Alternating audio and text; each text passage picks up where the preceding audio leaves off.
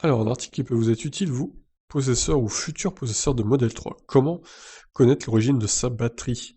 Depuis son arrivée en France en 2019, la Model 3 a déjà maintes fois évolué, avec des autonomies en hausse, une production dans 2 pays, et même un restylage. Comment s'y retrouver? Si vous souhaitez connaître la version exacte de la Model 3, la façon la plus simple est de consulter le certificat d'immatriculation du véhicule. C'est Thomas, donc propriétaire éditeur de blog Tesla, qui le révèle de façon pratique sous le nom de Tomago sur Automobile Propre, du coup, le forum.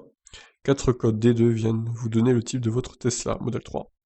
Une information particulièrement utile, notamment pour la déclinaison SR+, qui existe en 4 configs différentes, dont une assemblée en Chine. Donc les détails, E1R, donc ces premières Model 3 2019 viennent des États-Unis. Leur batterie possède les cellules Panasonic 2170. E1R, E1CR 2020, la berline accueille de nouvelles cellules 2170C, réduisant la consommation.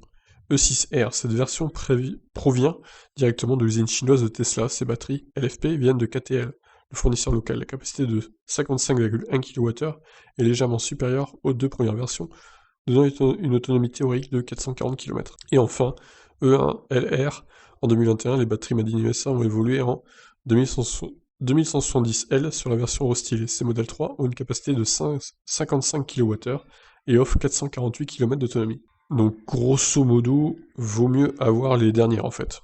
Celles de 55 kWh qui ont une consommation en plus un peu plus faible que que les chinoises, hein, comme vous le voyez sur le tableau. Même si évidemment ça se joue pas à grand chose, hein. Ces codes varient également pour les modèles grande autonomie et performance selon l'exemplaire. La batterie provient de Panasonic et GSM. Si l'autonomie est identique, la vitesse de charge varie selon la version. Voici le récapitulatif avec l'illustration de Tomago. Alors effectivement, oui, les 2170C, d'après ce que je vois, chargent plus vite. 6 minutes de mieux que les LG, en gros. Et la performance a une plus grosse capacité, largement d'ailleurs. 7 kWh de plus quand même. Mais ça consomme beaucoup plus, hein. Et ça charge un peu plus lentement aussi. Reste à voir donc la Long Range Plus, qui pourrait accueillir 82 kWh également. Ça ferait une autonomie estimée à 630 km, ce qui serait vraiment incroyable. Voilà donc pour ce petit point concernant les modèles 3, les batteries des modèles 3 en tout cas. Je vous laisse réagir, ciao.